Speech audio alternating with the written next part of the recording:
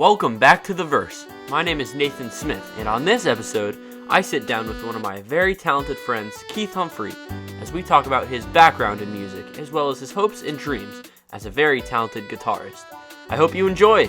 If you are watching on YouTube, make sure to like this video and subscribe to my channel. See you soon!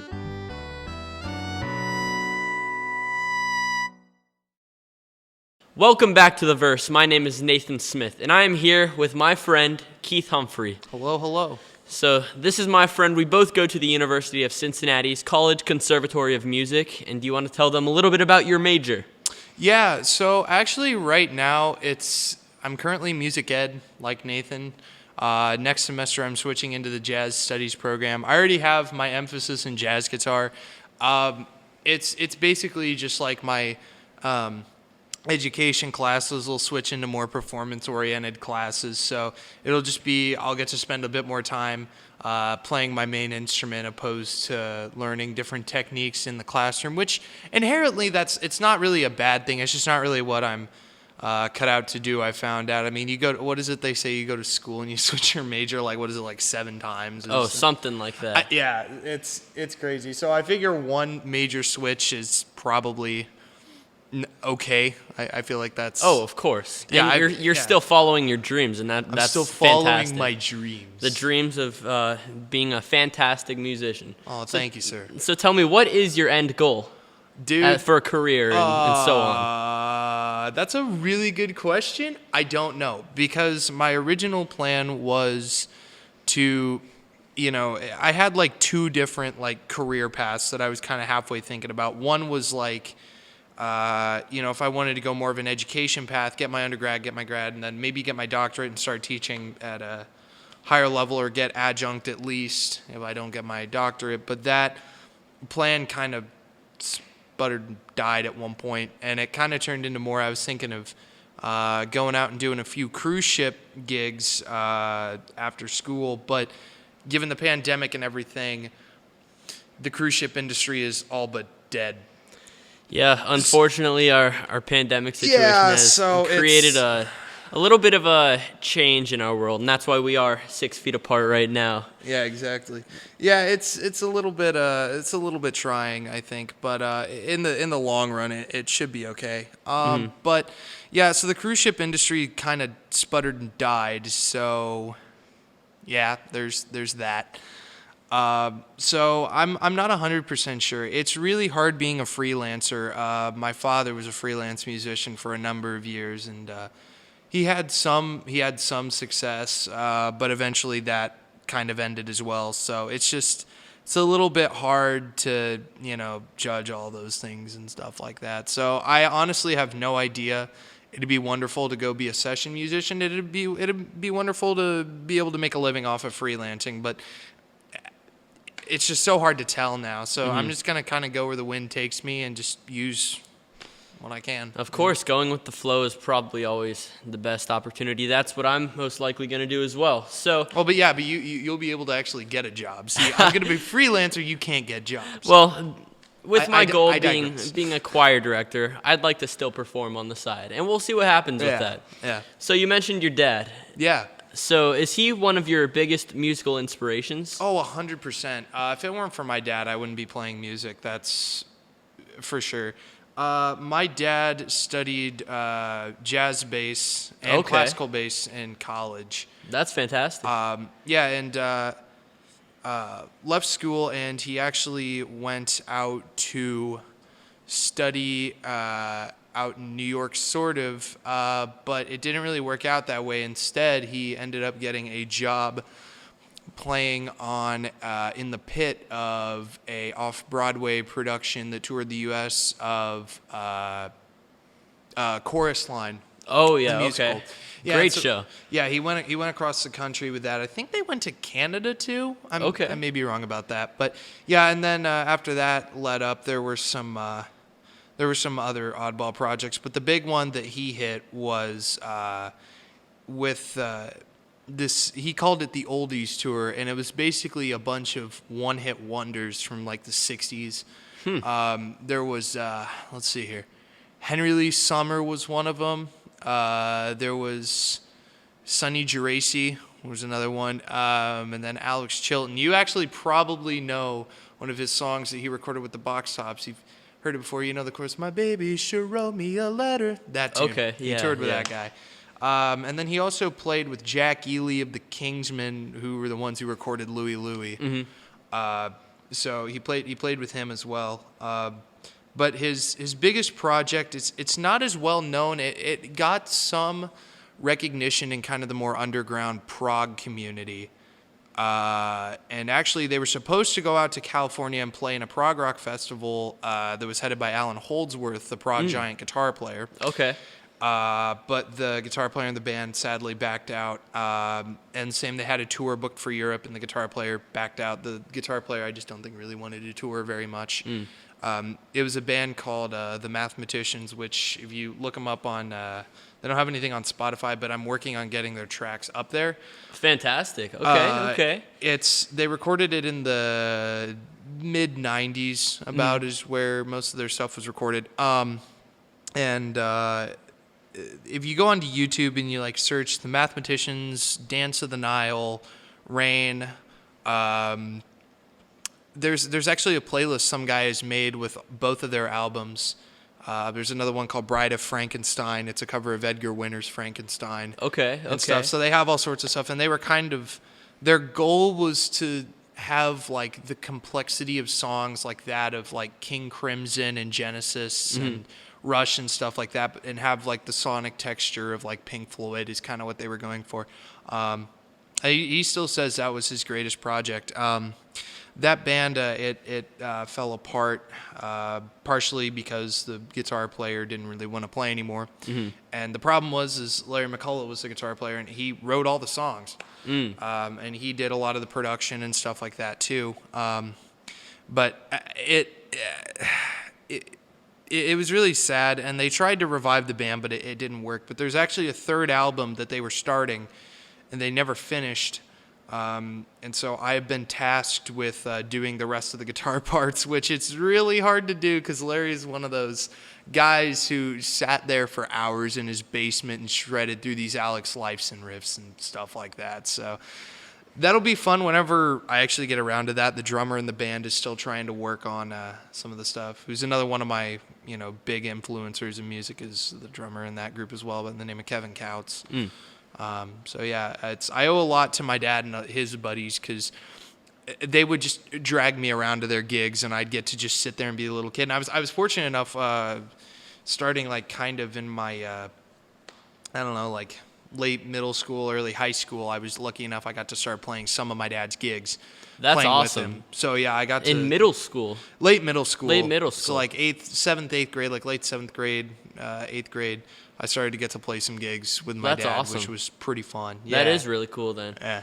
So, talking about, you mentioned some of your favorite bands like Rush, and you mentioned a few others. Yeah. Talk about some of your favorite bands and maybe if there's some influences from there as well. Oh, yeah, of course. Probably my favorite two bands, I mean, I have a lot, but it's kind of like split into these subcategories because there's like the jazz, there's the rock and roll, there's the fusion, there's the this, that, and the other thing. Right around, like late middle school is kind of when I started to actually get my feet like really into music. Because I played bass since I was like 7 or so, and then I ended up playing guitar around when I was 8, I think. But I didn't get serious until my 7th grade year. That's when I really started getting into it.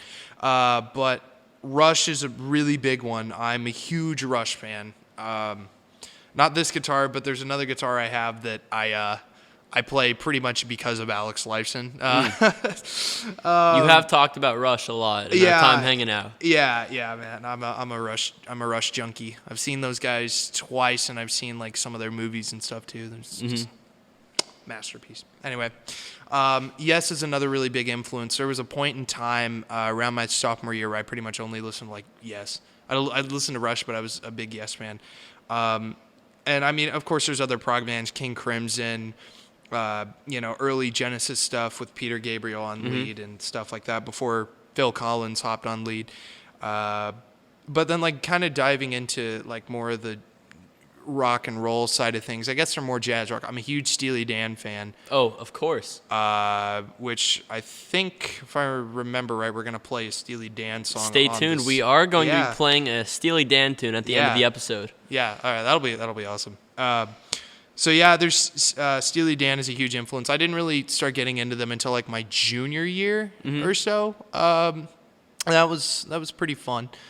And then, rock and roll, I mean, it's like, man, I grew up on, AC/DC and Aerosmith and stuff like that. But I kind of got away from that stuff in high school. And I started gravitating more towards kind of more like soft rock sort of stuff. I'm a really big James Taylor fan. Mm-hmm. I love James Taylor. Crosby, Stills, and Nash, groups like that. That's kind of America, Bread, Looking Glass, stuff, bands like that from the 70s. And really where a lot of my music taste comes from is two places. One is my dad used to play in this band with my godparents called the Rents. Okay. And they used to play, the classics you'd hear, like Pinball Wizard by The Who, Fortunate Son by CCR, Shooting Star by Bad Company, Tumbling Dice by the Stones, Jumpin' Jack Flash by the Stones, so I'm listening to all this classic rock, so I love that stuff. And then everything else kind of came from my stepmom, actually. Whenever we'd go anywhere in the car, we would always listen to Sirius XM 70s on 7. Mm-hmm. And that was pretty much... Great station.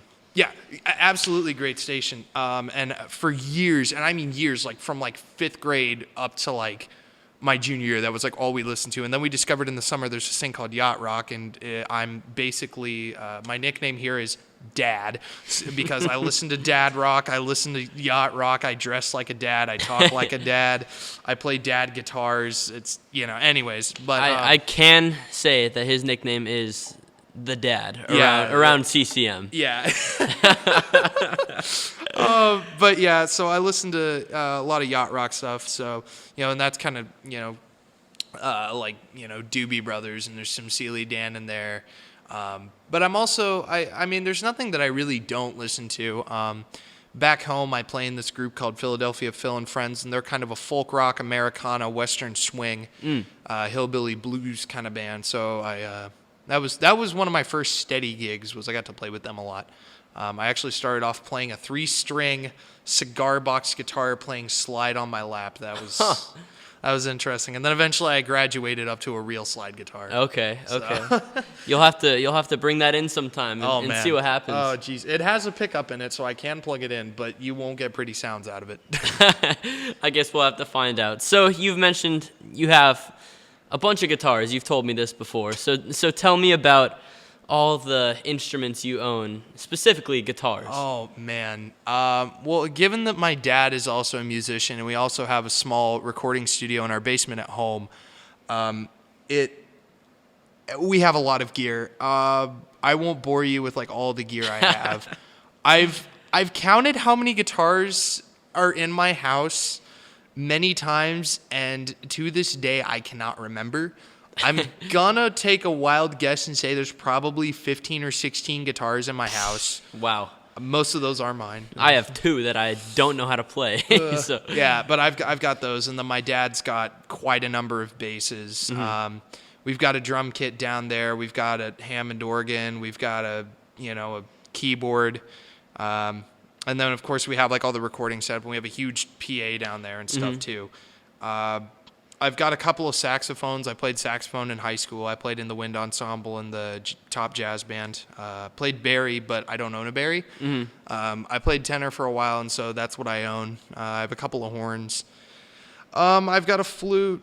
I just kind of have stuff laying around. And, of course, we have some, like, oddball instruments. Like, we have a melodica. We have rototoms. We have a didgeridoo. We have all sorts of stuff. Whole bunch of crazy stuff. Yeah, okay. there's actually I lined up at one point I lined up all my guitars and like took a video and like explained all of them. But even since then I've added like 2 to the fold. Mm-hmm. So I've got too many guitars, dude. I've got way too many guitars. I balance it out with amps. I have too many amps too, though. I have 3 amps. So this is one of them. I have 2 others. Mm-hmm. I'm not a pedal guy though. I don't use pedals very much. I usually, if I can get away with it, I use one pedal, which is either stolen from somebody or one of my own. And then Okay. I have like a multi-effects board when I gig live because I never know what sound, the director's gonna say, "Hey, pull this sound out of your butt." So I have this one guitar that's like I use for musicals, and it's got like, it's called a Variax guitar, and it's got like, I don't know, like 80 different guitars in it, and you can actually like change the tuning and change the pickups on it and stuff. So that's really good if they're like, do you have a sitar? Why, yes, I do. Well, can you play slide sitar? Yes, I can, and I can just change the tuning to open D and stuff like that. So I use that one on musicals and whenever I don't know like what kind of sound they're gonna want, because it's like, I don't know if I'm gonna have a Gibson sound or a Fender sound, and that I can have literally anything I want. So a lot of my gear I say is more utilitarian than anything, because that's one of the things I look for when I buy a guitar or a piece of gear or anything is, can I use this in multiple situations? I don't want it to be a one-trick pony. You see those guys like Eddie Van Halen and like that red, black, and white Frankenstrat he had. It had one pickup and a volume knob.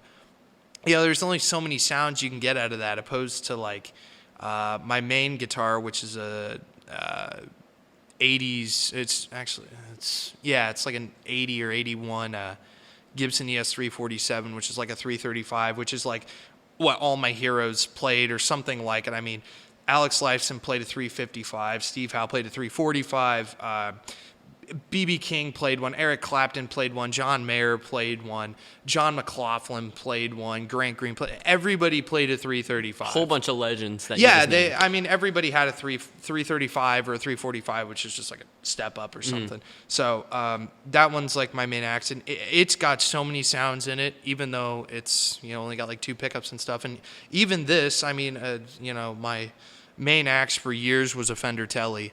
I played a Fender Tele all the time. I used to be a Strat man, and then I got out of that. But yeah, I pretty much rocked a Tele since like my junior year, and I'm just now kind of going into Gibson land. Okay. So for those in the audience that are like me and might not know that much about guitars, and you're speaking a foreign language, do you want to maybe explain like what exactly a 335 is compared to maybe a 345 or something along the lines I almost brought that with me. A 335 is, I'm trying to think of like who the most famous 335 player is. If you go watch the old, I think it's on YouTube, you can find like the last show that Cream did together, like I think it was 68 or 69. It's basically, it's kind of shaped like this, and it curves up like this. And it's hollow on two sides, and there's a center block running down the middle. And what that does is it allows for some more airiness in the sound, almost archtop-like, which is like a more traditional jazz guitar. But it's still got some rock sounds, and it cuts down on feedback, because the thing you run into with those fully hollow guitars is all those frequencies will get into the body, and the top will start resonating, and you get this really loud feedback. So they cut that. Gibson made a couple things to cut that down. And so you see jazz guys playing, you see blues guys playing, you see rock guys playing. I mean, everybody's played a 335 at some point. I'm just trying to think. Freddie King played a 345, which is just a 335 with different inlays and gold hardware, essentially. And it's got an extra knob on it. 355, same deal. It just has a whammy bar on it. But yeah, so everybody played one. Freddie King played a 345. B.B. King played a modified 335. It just didn't have the F holes on it, so there's like no feedback on it at all. I mean, literally, there's so many guitar players who played one. It's just so hard to say, oh, he was famous for playing a 335, because everybody played a 335 at some point. But yeah, I play a 347, which is a thing they did in the late 70s and all throughout the 80s. It's basically they cut the 345 and 355 out of the lineup. And so it's just a 335 with gold hardware and brass hardware too. So the nut, like this little thing right here, is actually brass on that guitar. The bridge is brass. It's got fine tuners like a violin. Okay. And it also has a coil split, which basically those bigger pickups you see are humbuckers. they're more fat, and they don't get this thing we call 60 cycle hum, which is just old Fender guitars have a really bad buzz on them. It gets rid of those. So you can turn them into one of those single coils opposed to a humbucker. I've got a switch on there. That's basically it. It's just kind of like a decked out 335, and that's my main axe. I bought it a little while ago. I didn't tell my parents for a while because I spent a lot of money on it. But it was one of those guitars where like I had wanted one since I was a kid because all my heroes played one at some point or something like it, and I was like, I had the opportunity to buy one for a really good price. You know, it wasn't a 335, it was a 347, which playing a lot of fusion-esque stuff suits me a little bit more with the hotter pickups and stuff. I bought it. It shipped from China. It was an American guitar that had gone to China and it made its way back home. So, because all Gibsons are made in the U.S. So yeah, and I pretty much have played that guitar religiously. I mean, occasionally I'll pick up something else like my Telly or something, but yeah, that's pretty much it. Well, this is just some fascinating stuff. Do you want to tell me maybe about the guitar you have here? Yeah, so this is my Fender Telly. I've went through quite a number of Tellys throughout my life. I think I'm on Telly, let's see here, 2, 3, 4, 5, 6. I think this is like Telly number 8. Because I was searching for like that sound. You know, that's the thing about guitar players. We're always trying to find that sound. So the first Telly I ever got, I still have. It's similar to this, but it has 2 humbuckers in it, like those big pickups I was telling you about. It actually has an F-hole, kind of like a 335 would. And the pick guard's bigger, and it's wide. It's a similar color to this. We call those the 72 thin lines because Fender started making them in 72, and it's a reissue. It isn't a real thing because the real one's like $3,000. I picked that one up in a pawn shop for way less than what it was worth. So, and that was my main gigging guitar all of my junior year and a lot of my senior year. And then there was like a Mexican-made Telecaster I had because Fender makes Tellys in a few different places. They make them mostly in America and Mexico. Oh, in Japan as well. But sometimes you'll see them come out of Korea or Indonesia or something like that. It's a little bit more rare, but you can still see them. And then I had a guitar that I made out of. Sorry, I got to wake up my computer there. It was kind of made more out of just like parts, but it was another one of those axes that I picked up for really cheap. There were some other ones, but the way that I got this guitar was I had 3 Telecasters. Oh wait, no, I'm on like Telly number like 10 then. I forgot a couple. I've gone through a lot Too many guitars to count. Well, because I discovered this magical thing called trading. So I ended up I was playing this like yellow Telly that actually had a Gibson pickup in the neck, and it sounded great, but the neck, for lack of a better term, it played like junk. It sounded amazing, but I had a hard time playing it sometimes. The neck was really cheap. So I ended up swapping the neck pickup out as part of a deal because I got a really good deal on another Telly. And then I was like, okay, this yellow Telly. A lot of people associated me with that because I played it in all my rock gigs my senior year. And I ended up trading it for like a white Telly, which was like the same deal, except it was white. Same pickup setting or setup, like a Gibson pickup in the neck and stuff. But I ended up trading it for a white one. And then I was like, okay, I need to just get rid of these 2 Tellys I have and buy a really nice one that I'm going to stick with until I'm an old man.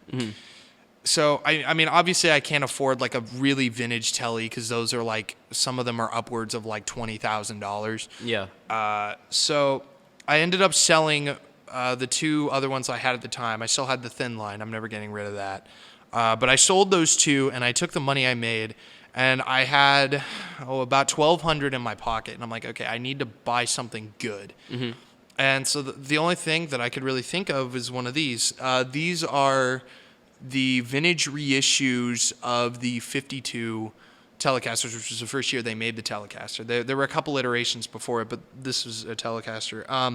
Now, it was like true to 52 spec, like as true to spec as you could get. I mean, so much so that the screw heads are even flat heads on them. But as I played it more, the more and more I realized that it was kind of more of a countryman's guitar. Because, some of the most famous telly pickers are country guys. It's the country guitar. Okay. But they found their way into rock and roll and jazz too and everything. And they're actually just extremely versatile guitars. But the mods I did to it, it actually originally, instead of having so you could have this one, both and this one, it was only this one or that one, and then there was some weird dark circuit because in the 50s there really weren't bass guitars like the ones you'd throw over your shoulder. So they had this weird resistor to kind of make it sound sort of like a bass. I ended up taking that out and putting it like a normal three-way. I also took all the finish off the back of the neck because this stuff, even though it's nitrocellulose lacquer, your handle just gets stuck on this stuff when you're playing. And I took it down to the bare wood and sealed it off with some tung oil, and now it just plays great, and it's super smooth, and I have no problem playing with it. I also swapped the pickups out. So as I was saying about that 60 cycle hum, I was getting those, and they were really bright, and they were much more country oriented. So I swapped them out for some really dark, these are actually humbuckers in a single coil size. And it's really fat, and it actually kind of reminds me of my old yellow telly that had the Gibson neck pickup in it. So it's kind of like a weird blend of what everybody thinks a traditional telly should be and, more modern appointments. So it's not a traditional axe, so to speak. I mean, it is, but it isn't. So it's kind of like this weird hybrid. But yeah, it's an absolutely phenomenal guitar. And it was actually, this model of telly was the first telly I'd ever seen in my life. Because in my dad's band Polka Boy, the guitar player at the time, Scott Wolgar, played an AVRI 52. And so I grew up seeing one of those that just had the normal pickups in it instead of those white ones I put in there. But, Okay. Yeah, so I've just been a telly guy through and through. I just like the way they sound. They're so versatile. You can do almost, if not literally, everything on a telly. It's really, the other thing is these things are indestructible. You can literally club someone across the head, break their skull, and it'll still be in tune. Well, I hope I don't upset you and you happen to do that. There's a video of Keith Richards bashing someone's head in because this crazy guy got up on stage on a Stones concert. He pulls his telly off and whacks him a couple of times with it. He puts it back on and it was still in tune. I mean, you can't kill a Fender Telecaster. You just can't do it.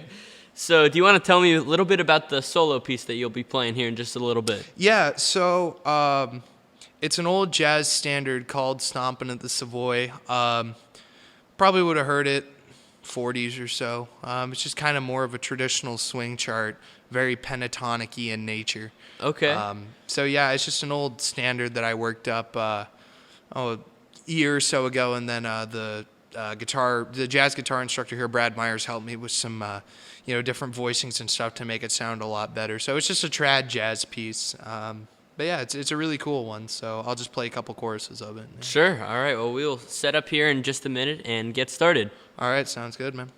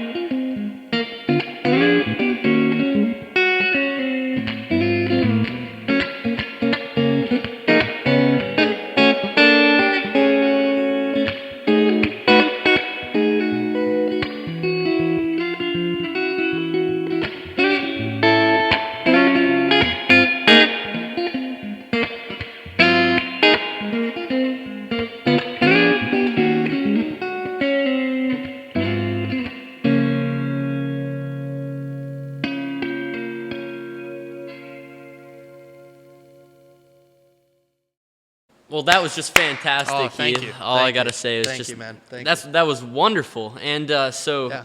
is this one of your first performances back with all of quarantine and everything like that? I wouldn't say it's one of the first. I played a few shows here and there. Nothing special. I played a church gig. Where I subbed on a Sunday. I'm trying to think if there was another show I played. I think that may be my only one. But I've also gone to a few jam sessions. I had one in my front yard when everyone was still in lockdown. I'm like, all right, guys, have you been out of your houses? They're like, no. It's like, okay, get over here. I'm going to set up a bunch of gear in my front yard, and we're going to jam. Well, that's awesome. That sounds like a ton of fun. It was, yeah. And then there's this coffee shop called Rose off of campus, and every Tuesday, a couple of the cats set up some gear, and they have a bunch of people come up and play. So that's another cool one. I've got to go over there and sit in on a couple of tunes over there. And I have been to one of those. That was just fantastic, Oh yeah, man. those are cool. Yeah. And if any of you guys are in the Cincinnati area, especially here on the University of Cincinnati campus, come down to Rose Street Coffee and come check out this guy play. It was the first time. It was like 7 to 9, but I think they've moved it to 8 to 10, maybe. I don't know. Okay. But yeah, it's a lot of fun. If you're a little bit freaked about COVID, it may not be the best thing for you because they cram as many horn players as they can in there. But we're all in the same germ pool, I guess. So there is that. But yeah, they've actually opened up the larger area, so there's more seating, so you can actually spread out and stuff now. So if you are coming just as a spectator, there should be plenty of open areas now that they've opened the back room, and masks are required. Yeah. So just there is that. So yeah, there's precautions. They also have plexiglass set up in front of the horns, so they don't blow their spit all over you. And that's a good way that I've seen for keeping germs contained to a smaller area. So that's just great. Yeah, they're doing that here too. I've seen a couple of places where they put plexiglass up in front of like singers and stuff, so they aren't spitting all over everybody.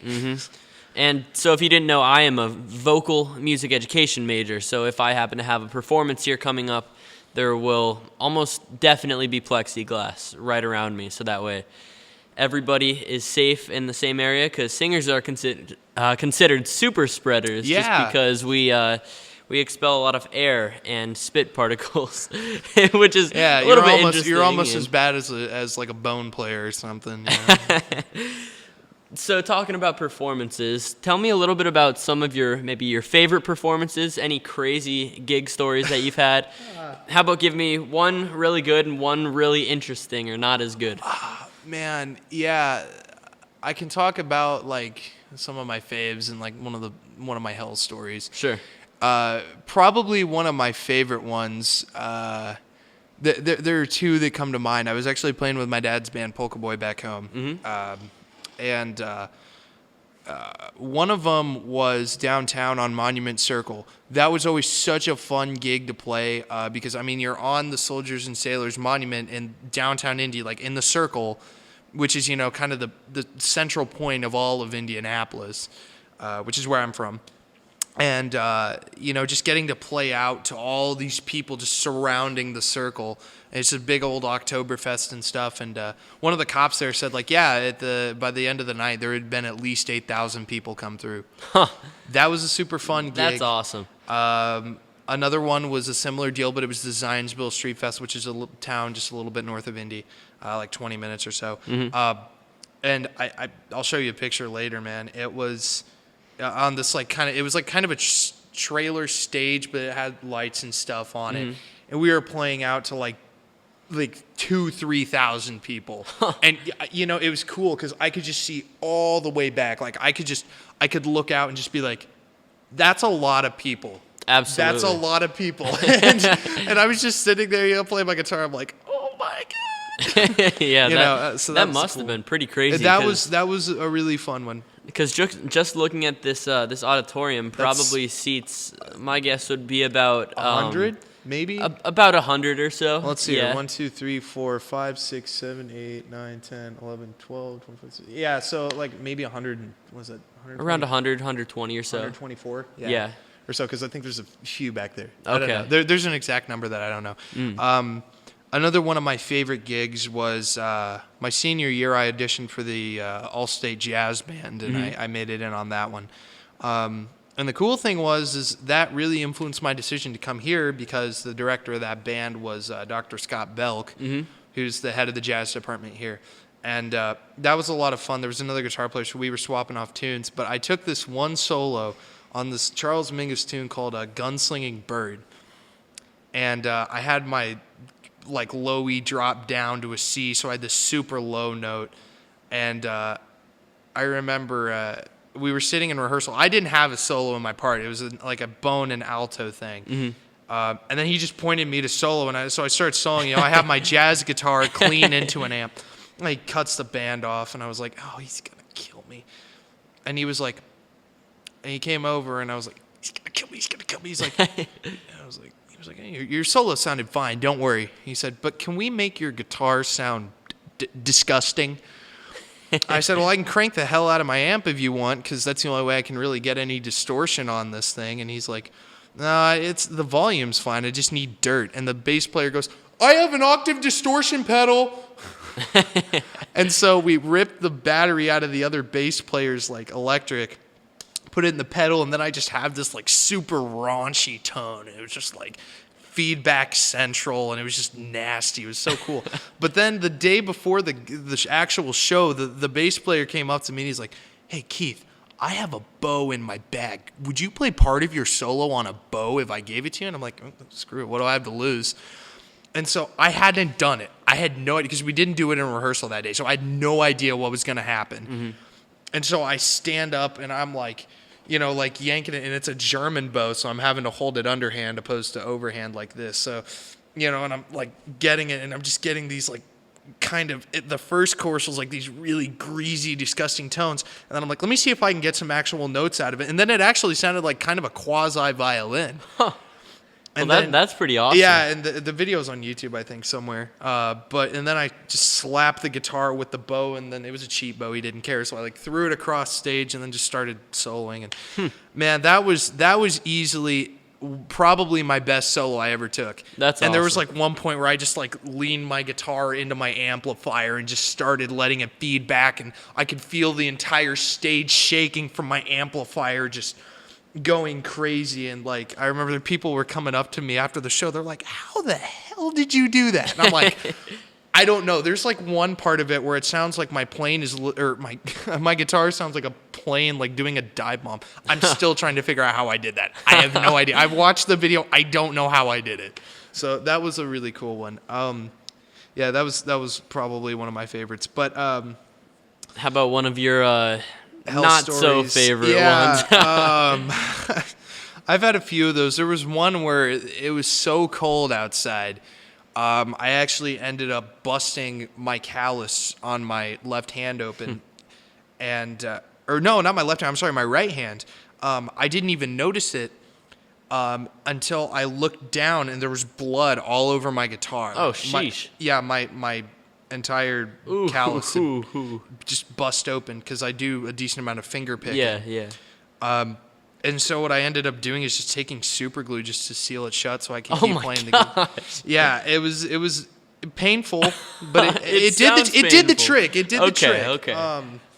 So there was that one. Another one was it was actually not too long ago. I was doing a live stream back home for some it was a relief thing for acoustic musicians, and so I was playing acoustic and stuff like that.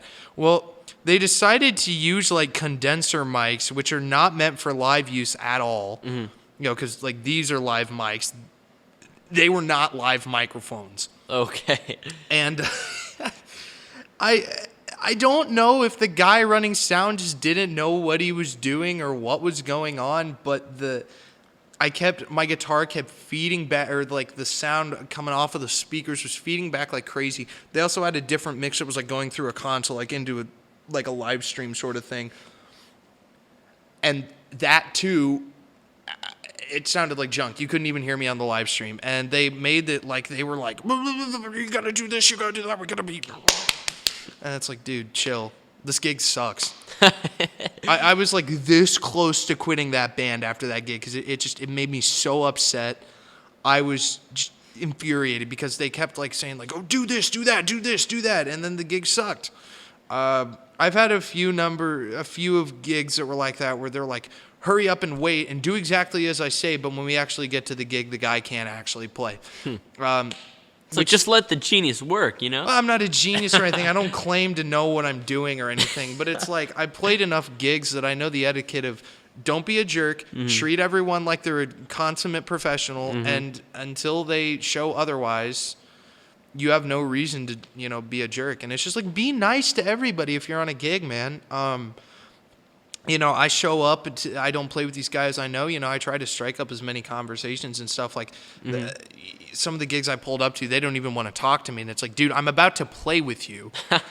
Like, yeah, it's please like... talk to me. Tell me what we're doing. What is the set list? Well, I put the set list in front of you. Well, that doesn't tell me anything. Yeah, see, musicians got to have, like, some sort of connection, because you can't just say, oh, you random person play, you random person play. You got to feel the music together. And it makes it so much easier if you have a connection. It really does, yeah. And, you can't always say, sometimes you just don't vibe with a certain guy or something like that. And I've had my fair number, but most of the time most of my gigs have been pretty good. Well, that's good. Good to hear. There was, all sorts of different groups I played in and groups I've subbed for and some recording dates and stuff like that. I've never really had any problems with anybody except those...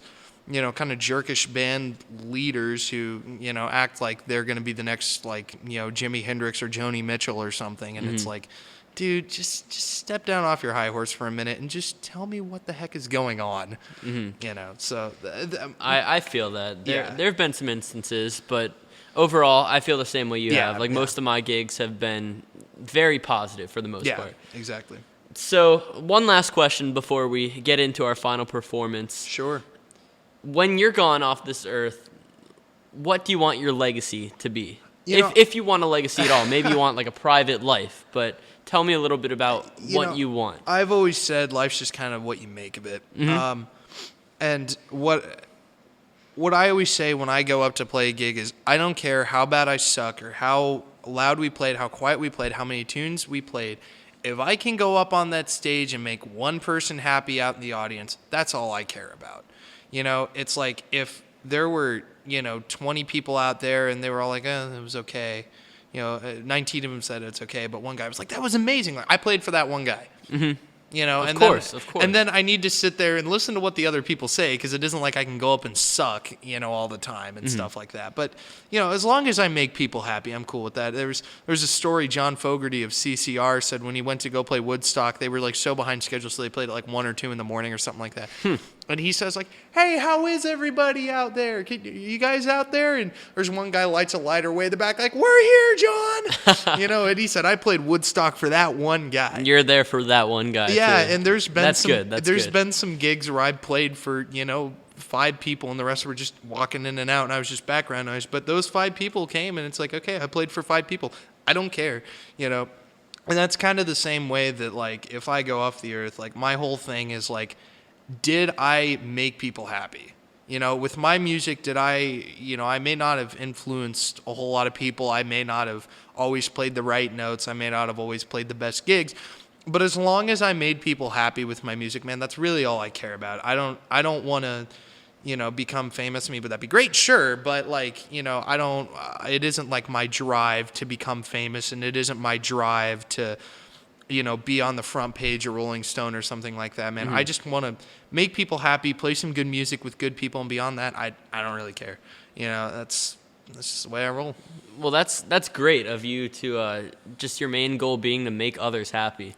And I mean, I think that's got to be the goal in life. If there is any meaning to life that's definite, I would agree with you in saying that making people happy has got to be a priority. Well, thank you so much for coming on the verse with me. Yeah, do you want to shout out any of your socials? Maybe just kind of plug any social medias, anything along those lines? Yeah, I had a much more big music social media presence over quarantine. If you go on Instagram, you can find me at keith.humphrey.music. You can follow me on there. I occasionally post some, covers or one-man bands I do, or sometimes I'll post like a gig thing on there, but I don't think I actually have any on there because gigs are dry. And then also, if you want to follow my personal Instagram, I occasionally post stuff on there. That's just K_E_Humphrey. You can find me on there. Or just friend me on Facebook, Keith Humphrey. I also have the same thing as a musician page on there. I really need to use that more. I don't think I've used it in like a year. But you can go like that page as well. So all my social media, you can just search my name, and most of the time you can find me. And I will link that in the description as well, Yeah, just so it's easier for them to find you. But yeah, no. Super big thanks to Nate for having me on the verse. Of course. I really enjoy it. So I don't know how this podcast is going to go. You may see me again. But hopefully I'll be a little bit better with cable organization this time. I loaned Nate my gear this week. And I thank you for that as well. Yeah, it's a little bit of a Spartan, I guess you could say. But yeah. It gets the job done. It gets the job done, That's man. what matters. If we make one person happy, that's the goal of this podcast. So, yeah, man. So thank you guys so much for watching. We are going to end this podcast with one final song, A Bang, by Steely Dan. Yeah. Here's Peg.